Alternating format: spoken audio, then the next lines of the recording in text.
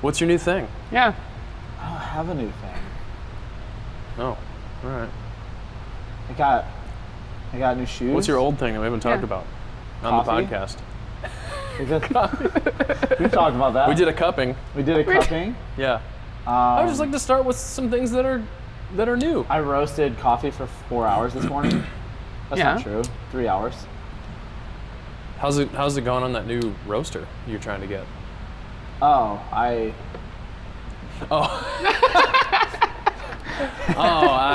Are you saving for that or? Yeah. I mean, it's coming. Yeah. I mean, I got a lot of irons in the fire. I had, we were talking about razors a while ago because I went back to a single blade. I went back in time to a single blade razor, like an old school safety razor. Oh, like the. For my head. Yeah, it's like just like little, you get like the switchblade double-sided. ones? I always think of that. Do you ever see that movie Seven? Oh yeah. What's In the box? beginning when they show him cutting his fingerprints off with a razor blade, that's what I shave with. Okay. It's not like the Sweeney Todd like switchblade. No, it's like silver a thing. razor. It's a thing you screw. It's like you screw the handle in. It's got a flat blade, and you use one of those little flat razor blades that has two sides on. I know exactly what you're talking about. So, yeah, it's like a trendy new thing. It's even like now they call it wet shaving because it's like you're not Dry? Well, you're not. I think it's like as opposed to like a buzzer, you know, like one of those like electric shavers, I guess. Yeah. Instead of saying like Can you imagine So dry is it- electric, shaving? it's But just shaving with like you've done it dry with like skin? with like an electric thing before. It's bad. Ew. So I'm walking down the street in my neighborhood, and I met this guy before. He lives in the few doors down. He came over and like talked to me right after they moved in because he wanted to know about the neighborhood. And he just shouts to me like, "Hey man, what's going on?" He's out in the front yard with his kids, and they're hanging out. And I was like, "Well, hey, good to see you." Like, and he goes, "Hey,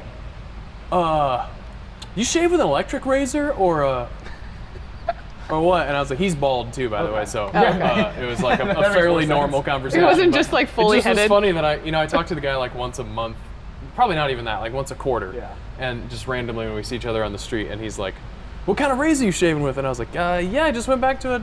So I had to tell him the whole story about it.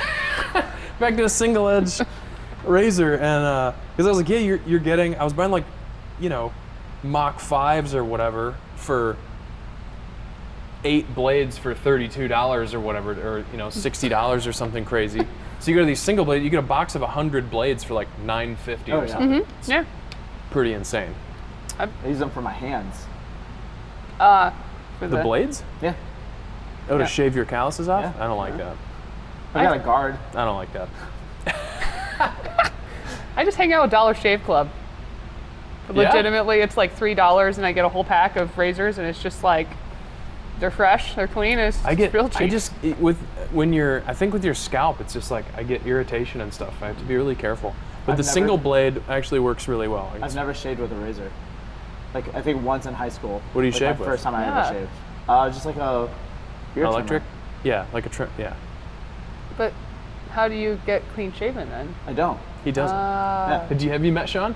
I mean, I He don't know. doesn't. He just grows a beard out and shaves it off, like and trims it back to stubble, and then grows a beard back So out it's- again.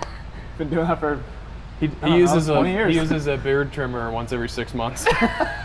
yeah. I'm starting to learn a lot about you, Shawn, and That's it. the more I learn, the more I like it. Simple. Simple. So welcome to the Gambit Stratagem podcast. With that, we've got Cori. Are you going by Anderson now? Anderson. Okay, you're in the mixture purgatory. now. So like some of your emails and things are still saying Clark. But Cori last Anderson's name. joining us. Shawn Crocker as always, and I'm Andrew Essig. We're gonna talk. So you two just returned from the Monster Games. The Monster Games. The Monster Games. The first Phorm Monster Games, because that's what they said every time. The first form. First Phorm, yes. And you were both on You were on a co-ed partner team. Yes. Yep. Co-ed You were on partner. Individual, Individual. correct. And then we had. I'm just running down the roster really quick. Who else 3 was other there? teams. So we had 3 other Cassidy partner Vasquez teams. was with a girl from another local gym. So they were same gender intermediate. Yep. Chelsea and Christine were same gender intermediate, so competing against Cassie and her partner. And we had Alex and Maddie in RX co-ed. That is correct. We also had Joel Laney, the one and the only 9th fittest police officer in the world. Yeah, had to back out. Yeah, backed out after the first event. Do we know where everybody ended up? I don't know where everybody ended up. I know Is that there a leaderboard online? I can find that for you. While you're doing that, I'll talk briefly about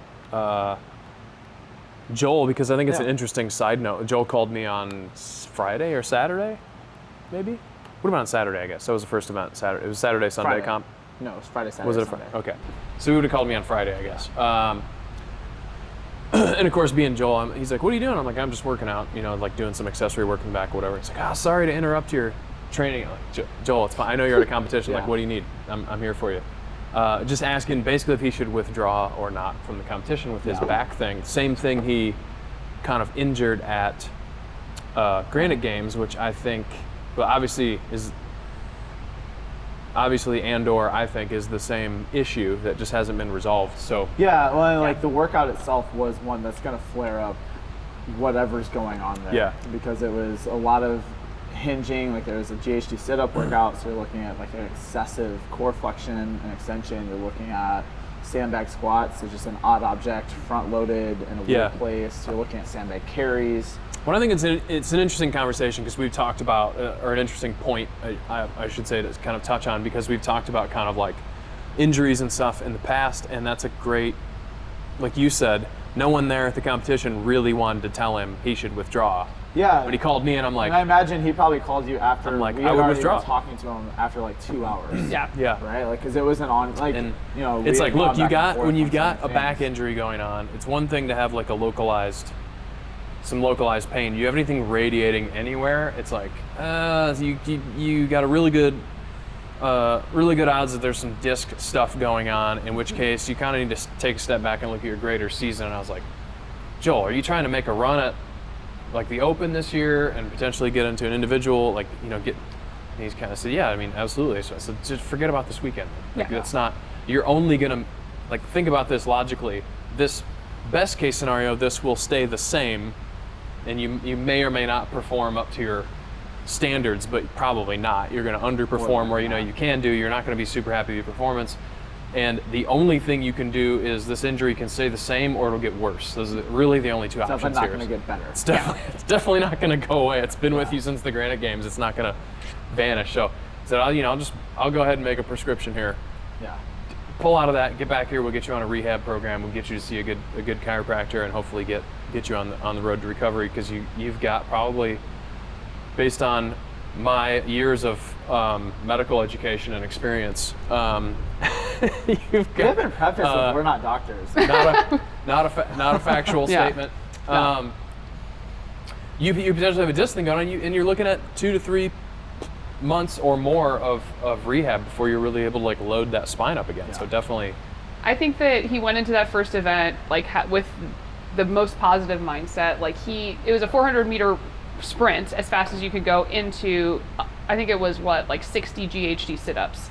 And what didn't help was that he wasn't able to do any GHD sit-ups to warm up for it. So the first 5 GHD sit-ups were the first and if you GHDs he'd done. the Granite Games docuseries on Gambit's YouTube channel, which you surely would have liked and subscribed to by now, you'll know that Joel's this specific back injury was preventing him from doing GHD sit-ups. Yeah. So he during his first 5, what he said was he did the first 5 and he's like, it doesn't hurt. This is going to be great. Like maybe this is okay. And then after that, even just watching him, you could tell that he was trying to keep his back from arching, and he still had 55 more to go, plus all the other work that he had. Yeah. And I think for anybody that's competing at his level or is at his level, like saying to withdraw is just devastating, no matter what competition you're in. Yeah. And for him to do that was like a hugely I also said adult decision. If whatever like small grain of whatever I'm missing, I can't think of the word, but if it makes you feel any better, I'm like, think about it's like Cara Webb was at the games in like 18 or whenever that was, and had to withdraw on the final day of competition. There was like 2 events left, and she was in the running for the podium, or potentially she was in contention to win. And it was like late on like Saturday or Sunday, she had a shoulder thing and had to withdraw on a like handstand push-up. and she was like cruising through the hole, and like that's devastating. This is a local comp that you're like, you got to look at the big picture. I know this. I know this is tough. Yeah. But like, you gotta think about the big picture. You're like, what is your ultimate goal? And I think your goals are bigger than this competition. As much as like, absolutely, it's so tempting. Your odds are so much better at performing well at a small. It's a smaller pool. You're kind of more of like a big fish in a small pond thing. Where in the scheme of the games, he's a small fish in a big pond. But like best case scenario, there was some good talent there. Like there was a good field for the men. Like he definitely could have seen like some things that he needs to work on in the off season. He definitely could have seen like where he's at. But is that worth the risk of, maybe having to sit an entire season out because like you've made your back worse? Yeah, right? turn this into a 6 to 9 month rehab. Yeah, literally every single event that he was looking at was going to potentially make it worse. Yeah. Right? Yeah. Heavy snatches, 5K run with a vest, heavy cleans, like just everything's just pulling or some kind of pressure on the. Yeah, so that's tough. So for those that don't know, you guys had to qualify to get into this thing? Or the individuals had to qualify? Joel and I had to do an online qualifier similar to, I would say, the like age group qualifiers or the quarterfinals, where you had 2 weekends where you had an amount of workouts to complete, and then they were ranked based on that, and you had to be in the top 20, 20 for each male and female. I think Joel got 7th or 9th in that, and I got 3rd or 4th in that. So we both were able to qualify for individual, and that's kind of why we decided to go, and kind of why we started to get some support for other people to join in teams. And teams just registered? Correct, yeah. Maddie and Alex have actually done this competition. This is their 3rd year in a row doing it. That's the first place I met them, was 2 years ago when I did this competition. Where did Maddie and Alex place? Maddie and Alex placed, let's see, out of 13 out of 14. And just for kind of reference, that's in the RX? In the RX co-ed division. Just for reference, in the past they've gotten, I think, 4th 2 years ago, and then 7th last year. But this year the pool was much more competitive. Like you're having multiple semifinals athletes competing against you, and the weights were even more ridiculous this year than I think that. Yeah, I mean, their shit is like they had a rough month leading up to with training. That too. Just like Maddie completely switched her schedule. She went from working days to working overnights. So that's going to be draining on everyone. Like just getting adapted to a new sleep schedule. It was not the most ideal training month for sure. But also it's like, we'll get into like we did our intermediate, and even intermediate was handstand walking and bar muscle ups. Like we were still doing high skills, heavy stuff. Like it's not like a lot of kind of local comps. So you and Mara were intermediate. Where did you place? Intermediate. We were 24th out of 36 teams. That's true. Okay. And Cori, where'd you place? I got 7th out of 17. That's great. Yeah. And Chelsea and Christine. I want to say 14th, but I don't know. Yep, 14. Were they intermediate? Intermediate, female. And then Cassie and her right partner behind the got Cooter 5th. Bruisers.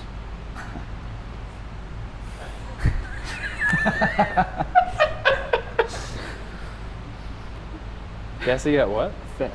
Yeah, they were close to Intermediate. correct. Yeah. Nice. Yeah. Those are good. So I guess I don't know what all you have in your bullet pointed notes, but anytime we talk about kind of like quote unquote local comps, what's crazy to me as somebody who's kind of organized and executed some small scale competitions and competed at a few, how they come out and they're like, yeah, we're going to do individuals and we're going to do, I'm assuming there were intermediate individuals There as were well. So many divisions. Scaled individuals. Masters, Masters. Male teams, masters, male-female teams. I mean, how many athletes were at this freaking thing? 600. So they had 600 athletes, and they had independent. What was the facility? It was at Southwest Missouri State, the Joplin, Missouri State University.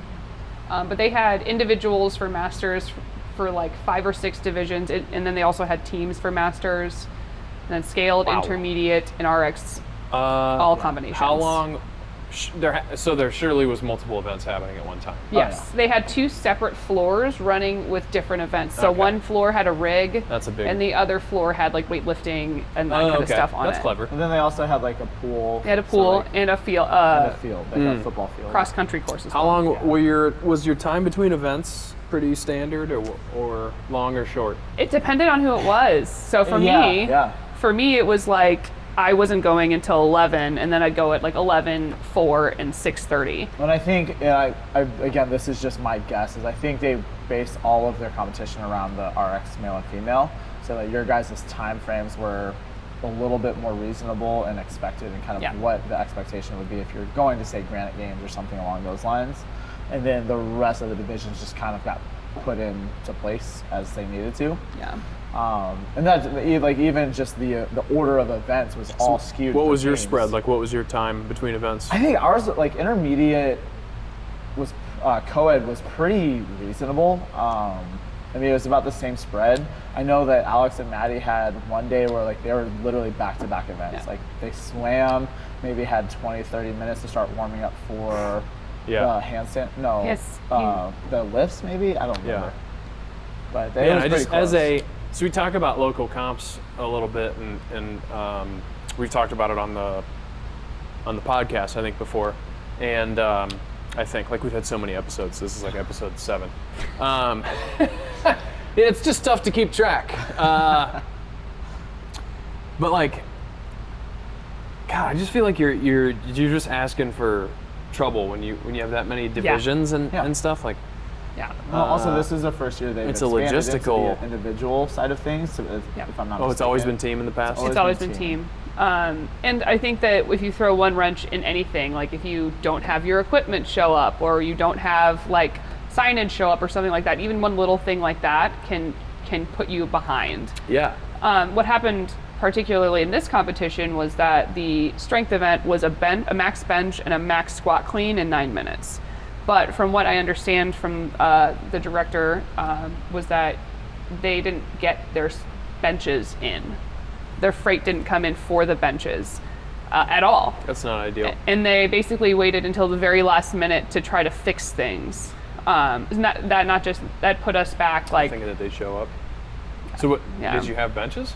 I mean, you had them on the floor, but there was no bench at all to warm up with in the There was a warming. bench. There weren't squat racks. There were not like racks. power Yeah, racks. yeah. Oh. So basically, what was happening in the warm up area was people was warming up with people handing them a bench. Yeah. And when you think about, okay, for me, handing it to one bar with 165, it's not terrible, but it's not safe, but it's not bad. But you hand a guy a 300-pound. You can't hand a guy a 300-pound barbell for him to warm up his. Like these RX men. And like I wasn't super concerned about the bench because I can't bench my weight of a wet paper bag, but I maybe benched 3 sets before we actually took the floor. It's like that's not going to be Just ideal. picturing Shawn in like a Jean-Claude Van Damme scenario where some guy's trying to throws him in a paper bag. He's like, bench your way out of this. Bench your way out. And like you look at like a bench press, and that is one of, in my opinion, one of the more risky lifts to have not warmed up. It's just like you're looking at shoulder injuries, you're looking at kind of all of these things start to play into it. It's like, you know, it was a tough situation for sure. And that kind of gets into the conversation of like for a local competition or for a competition that's trying to be successful, whatever that means, is like what point do you? It means making money. That's whatever that means. It means Whatever no one. your standards are for success. It means no one, and I'm sorry for bringing it up. It means no one gets paralyzed, and you made money. That's good. Those are unfortunately 2 of the main standards for a successful comp. Well, I feel like, but it could have been avoided had they just say, hey, we unfortunately don't have the equipment to support this. You have to do a 5-rep max bench instead. Like something like that, because then you lower the weight and lower that ability to get paralyzed by a barbell falling on your head because it's a lighter weight. I would even argue is like, hey, this is the situation we're in because of this. We're gonna set up because like for the longest time, like when you were warming up, you were one of the first heats to go. We didn't have any. Like we had 1 power rack with pins. It's like we had to like again lift the bar into place. Yeah. Other athletes are literally just on a bench out in the middle of the floor with people. Yeah, just handing change them it to barbell. But like, Change it to a Eventually strict press or something. eventually we got boxes, like Yep. plyo boxes. Yeah. Which again, not perfect, can eat very easily, and we almost saw this happen, roll off the box onto the person laying down. Terrifying. But at least something, Yeah. right? Yeah, but that's not great. Yeah. And that's just the kind of and stuff like the that response, happens. it was just really the response too. It's Yeah. like one of the directors or one of the people involved was like, hey, like I'm 48 years old, I do comps all the time, we never have rigs to warm up with or benches to warm up with. And it's like, and we're fine, we're athletes, you figure it out. It's like, okay. I mean, and as athletes, we have standards as to like what we can and can't do. Yeah. And Yeah. one thing, And did we figure it out? Sure. Should Yeah, we but have when had to you're- have figured that out? Absolutely. What I think it often comes down to, this is one of the reasons that we only do one competition, and it's a competition that I refer to as St. Louis's least legitimate CrossFit competition. Even Because then, no one listens to that. and even then, people still show up and they're disappointed at the things they don't have. There's that balance between the growth of the event and Sure. the standards you're setting out, and I would argue like, yeah, sure, you can come out and say like, yeah, it's a local comp. We don't we don't have all the proper equipment in the warm-up area. Like, you'll figure it out. I mean, yeah. Or you could not have 12 divisions and slap a multi-million-dollar company's name all over the front of the event, and then act like you didn't have resource. Like, And I think that speaks to unfortunately, what it's just- actually happened was they tried to grow so fast from Mm-hmm. 1 year to the next year, and they just didn't have the infrastructure to support it. There That are is some so things true. that were run really, really, really well to give them credit for. Yeah. There are some things that were run really, really, really, really bad.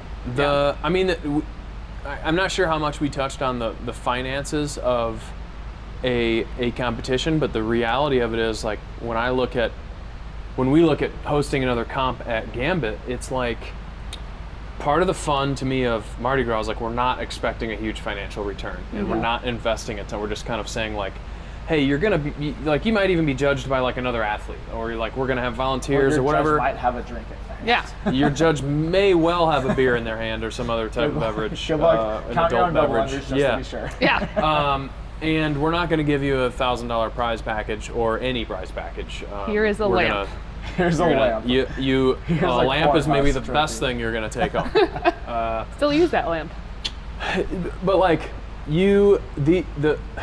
the finances, like, I would love to sit down and talk to a gym owner who does run a successful competition, because the finances are so fickle, and everybody wants to complain about, oh man, it's $400 to sign up for this competition. Like, it's a 3-day event. Yeah. They booked a venue. The judges are probably all volunteers that aren't even getting paid. So it's like, how did they even get that many judges to sign up for this flipping thing in the first Oh my place? gosh, Yeah. There's especially the t-shirts, announcers, there's- I am so impressed with And- their work ethic. Yes. And I don't think a lot of people think about all the nuances, like when I talk about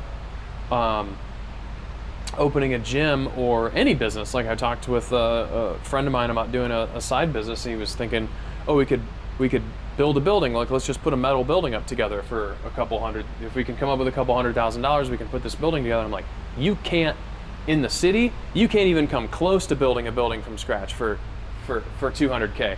It's like, what do you want to get a business going? Like, have you thought about carpet, lights, computers, toilet paper? Like, there's just like so much stuff that goes into it, and you're running a comp. It's like, if you're renting a facility, they'll have a lot of that stuff covered, but it's just like, what about food for the athletes? Like, bottled water, is there, all that stuff available? What about medical? Do you have to pay those people? Like, there's just so many things involved. So yeah, if you're trying to do this huge scale comp, like, Yeah. that stuff happens, unfortunately. Well, it seemed like for this particular competition that they, as Shawn said, like, they're trying to grow so fast and become like something like equitable to like the MAC or the Granite Games, but they were treating all of the issues that were happening as if it was a local competition. Yeah. So they had all Yeah. of these phenomenal That's what they're judges. used It's a really good way to phrase it. And like, so they have phenomenal judges, like events programmed by Jared Hepner.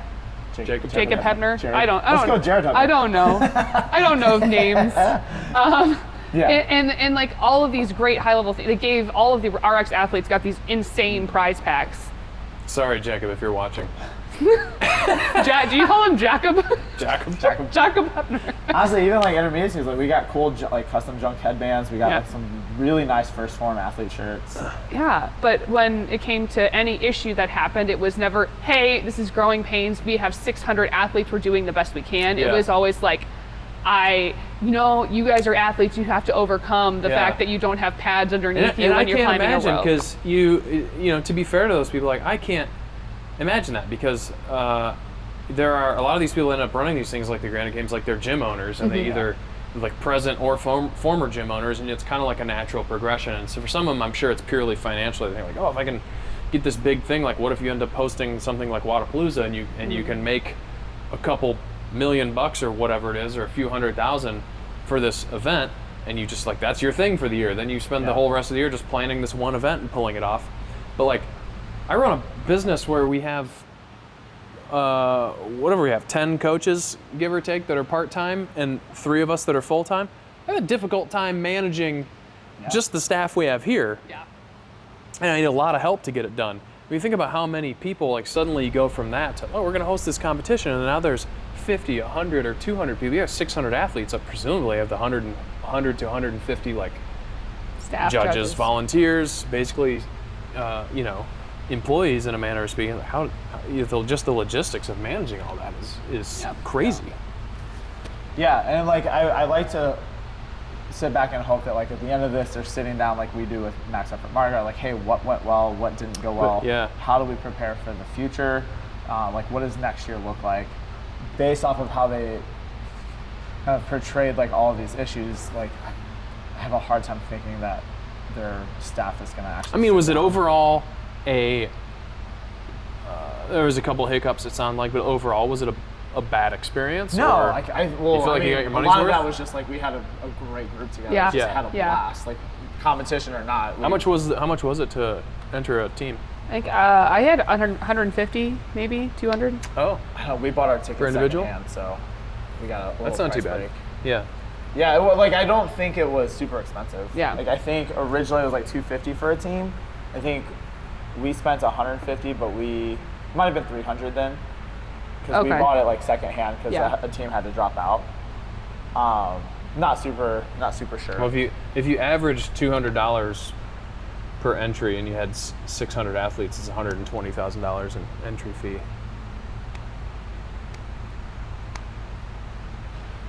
Which seems like a lot and also not a lot at the same time. Doesn't seem- It doesn't to seem me, like it enough doesn't to seem me like a lot. because I mean, Yeah. the scale of it alone, like to get the worms there, we had vests for the run that, like, I don't know how Yeah. that works, whether you I mean, get. it's kind of the same at the games level where, people are kind of crying out for athletes to get paid or certain things that like contracts and all this, and it's like, guys, there's not money. There's not the money in this that you think there is. Like, yeah, there's Yeah. sponsors there, but like, Reebok and Noble are like, and or Nike are like the biggest sponsors, and they're not even putting that much in the Yeah. scheme of things. Like, Yeah, you- I think it's easy to see like these big grandiose rigs that Rogue puts together, and like all Yeah. the stuff that the equipment looks like. It looks so professional and beautiful. You expect them to be just unending amounts of money. I wonder what First Reality Form is pays to be the title sponsor. I mean, they gave Or do away they just enough provide protein, a lot of even just product? to our group. Like, Yeah. we probably drank a couple $100 in protein.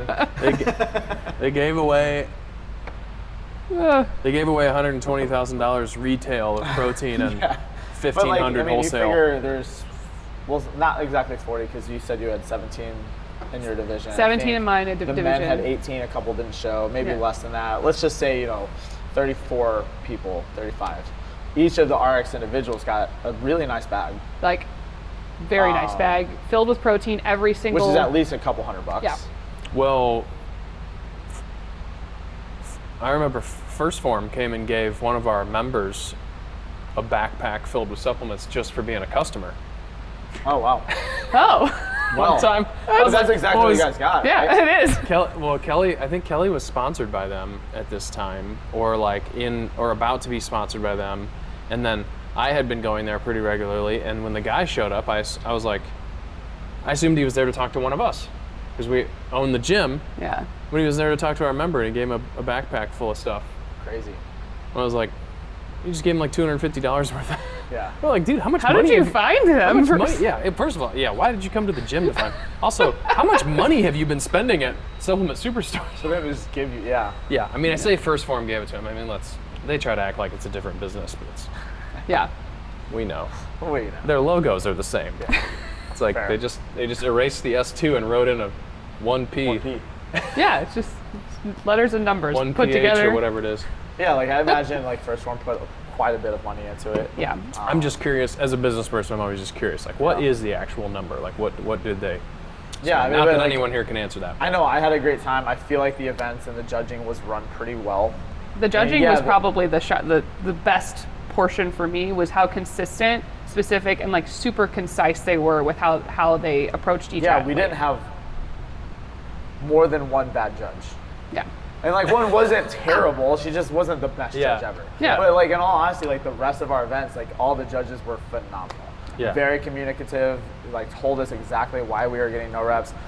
No rep the hell out of us when we deserved What, it. what they should do is have just a panel of judges, of like 4 or 5 judges, and then each person or team goes out there and performs the events one by one. So you get equal judging across the board, And it's Like just, all this the is your time. score. like figure skating. That wouldn't take a long time at all. All right, Shawn Crocker, come out and perform Fran. Do you get, is This 1/3 is- of your score for This presentation? is Shawn Crocker from the United States performing Fran. And now you get presentation. Presentation points is 1/3 of your Yeah. score. Love that. Sean's shoes don't match his shorts. That's going to be a couple decimals He deducted. set couple the bar tenths. down and instead of 15. We were really looking for Yeah. unbroken there. He's gonna lose 2 points. But you notice when he dropped the barbell from overhead, it kind of landed sideways and bounced like this a little bit. That's going to be a deduction there. It's not a very clean dismount. Barbell dismount. Yes, of course. So it was a 3-day comp. How It many events did you guys do? 10 scores. 10 You have- scores. you had 10 It's the scores best as way to well? put it. Scores. I would say, 3 or 4 of those Yeah. were combined. One's into Yeah, another. yeah. I So they think were. in this, like the programming itself was not awesome. If you're looking at Oh, yeah, a that was test my of other question. fitness, Yeah. like, Yeah. are we trying? And again, like you have What do to you feel look like it at was? Too heavy? Too? too short. Like all of the events were the same 9 to time 12 domain. minutes. It was even like the 2-part events. It was like the first part was a 5-minute cap, the second part was a 7-minute cap. Also, the odd thing was, and this might just be like ease of scoring on their end, but the 2 scored events back to back was always the second event was whatever the time was on a running clock. Yeah. So like let's say you have 5 minutes to do a 100-foot handstand walk, 20 bar muscle ups, 100-foot handstand walk. Yeah. And you immediately start, and this isn't the case because this is a little different, but you immediately start the next piece. Actually, 45 thrusters, synchro, immediately into a 25 cal bike while your partner does jump ropes, switch, do it. Your time for the second scored event was Total the time. total time. So like let's say you finished the thrusters and the bike jump rope at 12 minutes, that was your score for event 2. But Yeah. your score for completing the thrusters was, say, 3 minutes, that's your score for event 1. Those are. That's some of maybe those- a complicated way of phrasing Some of those events are tough in like I'm a bit of a strategist, and I love a workout where I forget where we were recently, where it might have been The backlot. backlot bout where we're Yeah. kind of looking at a few of the events, and there's no strategy to be had here. You just got to go. But I think it might have been the previous backlot bout, or what was the one where we didn't you and I do the bike cows DT workout, or was that out Yeah, there yeah. I think That's that ice was. breather, was it not? no, it was at Uncharted. Yeah, I think that was the previous one. But that was one where it was like the calories on the bike, you were doing, I think, rounds of DT or something similar. It was deadlift, hang clean, shoulder to overhead. And then your partner, the non-barbell partner, was accumulating calories on the bike. And no one knew, is it better to just sandbag one of them and go ham on one, or like put up a pretty even score across the board? And it was like, it was an event that I don't think any of us were super happy with, because it was like, there's no clear way, and even after doing the event, we're like, I don't even know if we did the right thing. Yeah, Like, how did we do like, well? The only way to know is to test this multiple times. And then you're also trying to predict, like, if somebody's going to sandbag one of these to win the other. Well, that's great, but if everybody decides to sandbag the barbell and crush the calories, then you're exactly where you started off in the first place, and then everybody was bad. So it was just, it's kind of a mess. It sounds like those events that go from one into the next is kind of like, well, how hard do we want to how hard do we want to push this part going to the next one? Or is fatigue going to be a factor rolling into the next event? And Can confirm it is. Yeah. Well, I can say like I made that's bad great. choices. As someone that's no, we'll programmed, never know. I'm sure.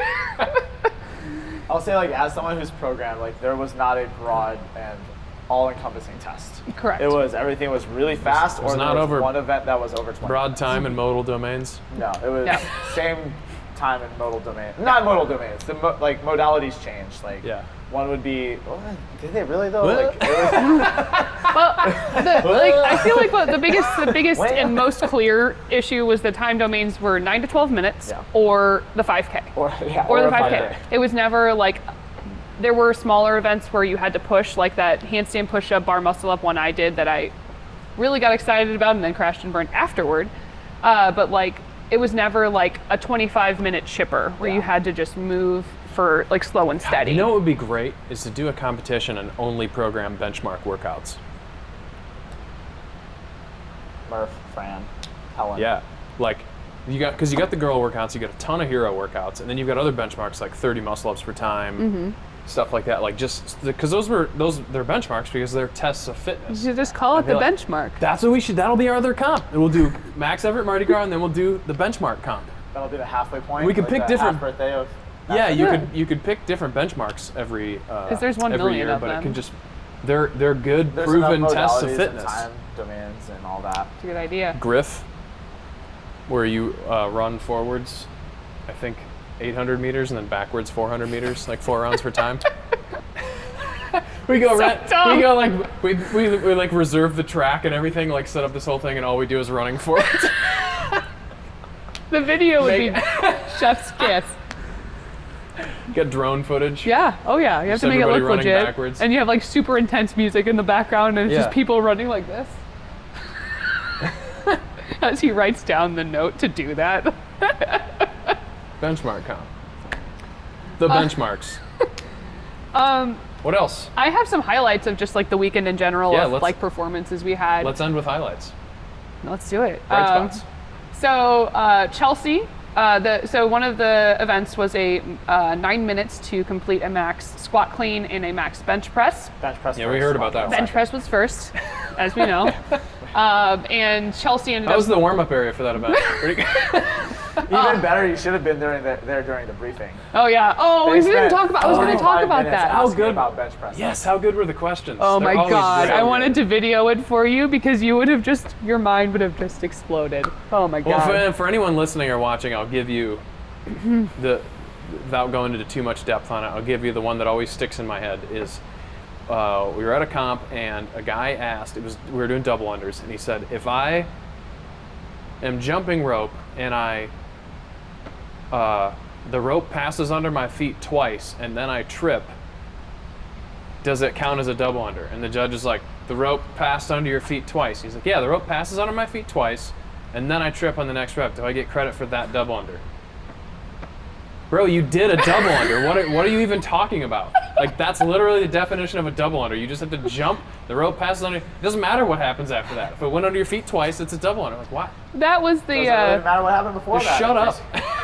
that was the quality of questions we were receiving about this bench press. The And then they got to summation. the squat clean, which is No I find questions. to be a much more complicated Now, if I movement. touch the bar to my chest and then I reach full lockout with my elbows, No. does that count? Somebody was like, if I pause, is that still count? And he's like, this isn't like, yes, touch your chest. If you and want to press the pause, button. pause. It's always, it's always the questions where somebody's asking if they do a thing that's like hard or impossible. And it's like, yeah, okay, so we get on the rope climbs. If I climb, do we have to use both hands? It's like, no, I guess not. Like, what are you? That was it, yeah. And Can I just use one foot and no hands and 1 foot to climb the rope? Or, sure. Are we allowed to use our mouth? 2 feet. mouthless rope climb? Are these mouthless rope climbs? Putting that in my notes. at the benchmark comp, we'll do rope climbs, and I'll say, guys, these rope climbs do not have to be mouthless rope climbs. Sorry, what? Should we use our mouth? No, I'm just saying they don't have to be mouthless. You is can all I'm use saying. if you want to. How do you climb a rope without a mouth? I don't know. I'm just saying they don't have to be mouthless. Is all I'm saying. Why would you even bring that up? Oh, Look, God. I'm just putting it out there before there's any questions. They don't have to be mouthless rope climbs. So, Sorry, highlights. the briefing. No, now we're on the briefing because now we can't. Highlights. We're beyond that now. We'll come back. But yeah, then we got to the squat clean. Not a single question about a squat Nothing. clean. Crickets. 0. And we didn't even have an athlete briefing the next day, and everything was fine. Everything was perfectly fine. That's really the ticket. Just don't have a briefing. Well, yeah. So like the event ran long, so they just like filmed one and sent it out. I was like, cool, love that. Let's do that tomorrow. As Yeah. it should be. Like.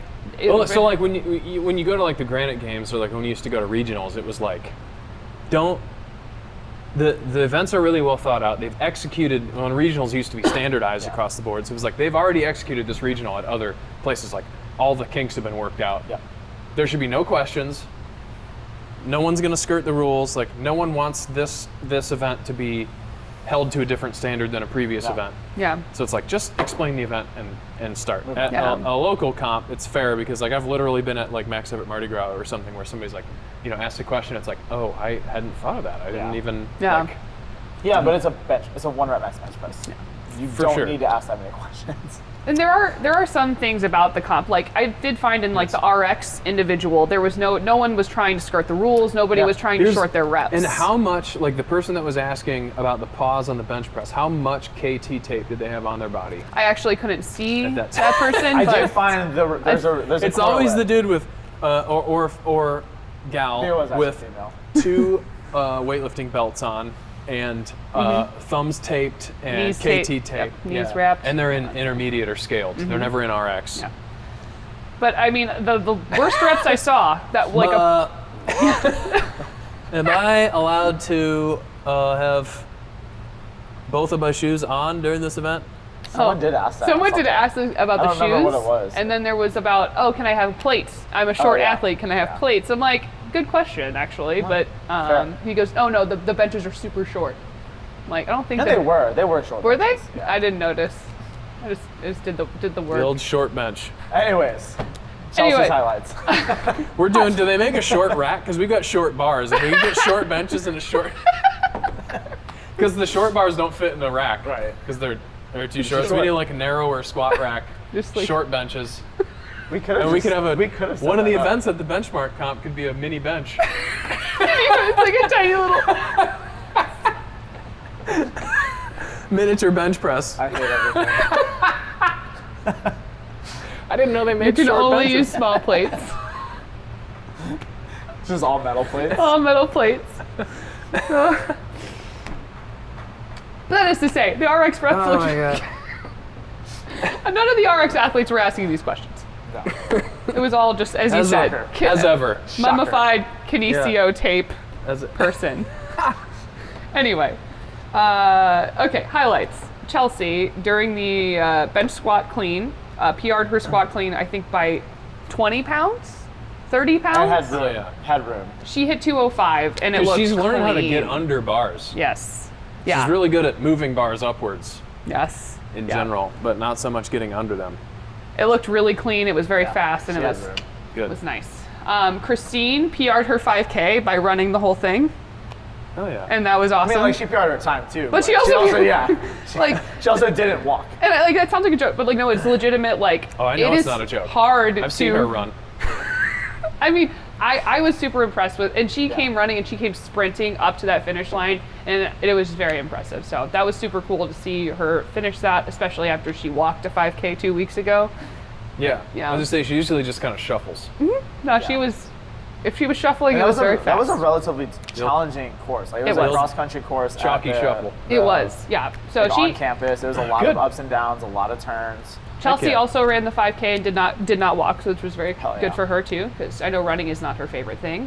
Shawn and Mara, coolest moment for me for them was like this toes to bar workout where they had to do synchronized toes to bar, and Mara has struggled with toes to bar Kelly was working on a strategy for them before they left where Shawn would lift Mara's legs to the bar, and then she'd hold him there and hook him over the bar, and then he would get up and do a toe to bar, and then he'd have to get back down and raise him back up again. So actually, they did do that. It was really impressive. It was more impressive that she was able to hook her toes around the bar. See, he stole my thunder. That was the highlight. But no, there was like each round. I think it was 5 rounds with rope climbs in there and box jumps, and there were 12 toes to bar in between that they had to be in sync, and they got through. Mara's she's done one competition prior to this, which was Max Effort Mardi Gras, and this has become now a running joke in our group, but she classically got 8 toes to bar in her first round and did not get one in her second round of work, and cried her heart out, like did not have a great time. Her partner got really mad at her. Yeah.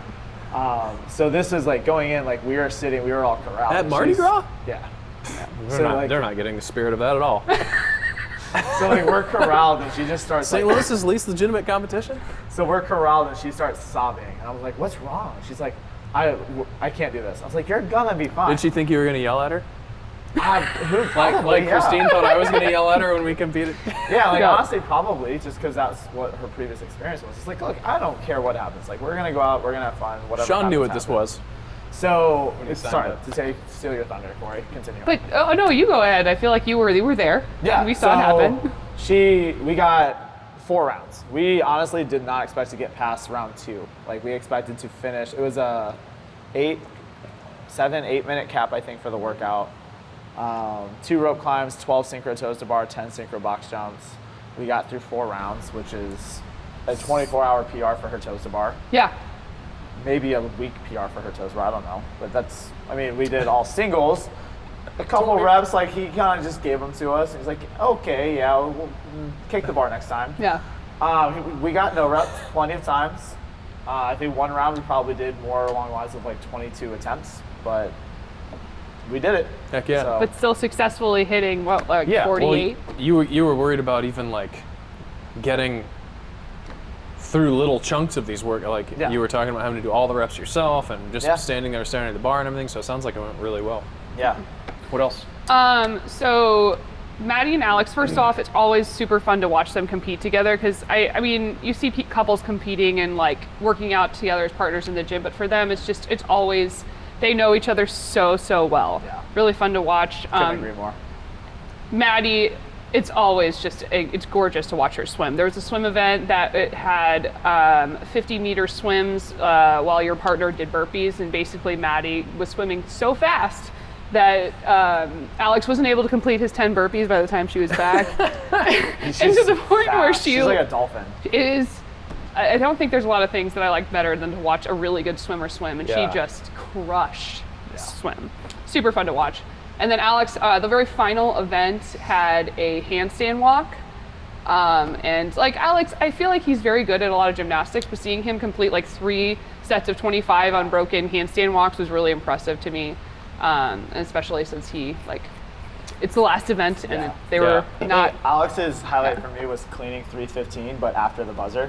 Yes, that was good. I forgot about that. Right. Like he cleaned 305 and he's like, no, put on 315. Like the timer was off. He's like, I'm gonna do it anyways. I haven't done this in like 3 years, and it was a very good lift. He hit it. That sounds right. Definitely did not need to do that. It was definitely a risky and in competition sense a dumb decision, but by golly, he hit it and he was super proud of it. So. I completely forgot about that, but yes, I was like, what are you doing? You have to leave. Did they not notice the timer off? So wonder why that event was past time. It was behind schedule. Yeah. It's Alex's fault, really. Yeah, literally the Anything last else? of the day. I think that for me is everything I feel like we've talked about. I'll throw in some more. Watching Cori swim was phenomenal because I had never seen her swim. Yourself. Yeah. Well, I mean, heat win in the swim burpee event, and it didn't look like you were trying hard at all. Like you just slunk out of the pool and just flopped down and got up and just stayed moving. It was like a beached whale. Yeah. No. I came up and just like wiggled on my stomach. I wish we had a video of it because it was pretty fun to watch.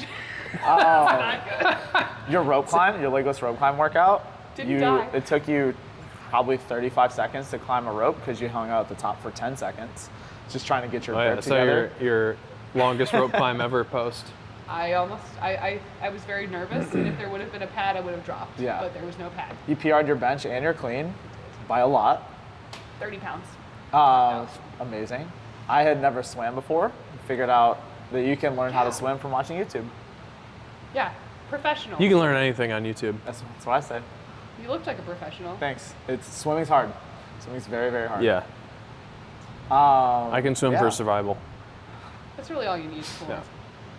Great. Well, I think we've had a long enough podcast. Closing thoughts. Well, the highlights were our closing thoughts. Oh, okay. I think. But you guys had a good time. Are you going to go back next year? No. I think I will. Fuck no. I think I will because With Mara? at my level, there's not many 3-day competitions out there. The return of No Leftovers. We are not going to be called No Leftovers. We do have a team name.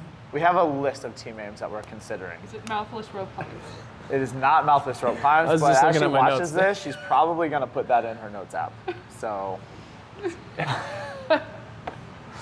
We had a would good do it team name again. right before we started recording. I feel like that came up. I can't remember what it was. I've got. All right. I don't know. That's fine. We've gone on long enough. Great. I was going to say maybe I'll get on there, but I probably won't. As always, thanks for watching the Stratagem podcast. I'm Andrew Essig. That's Corey Anderson. And that's Shawn Crocker. See you guys next time. Yeah.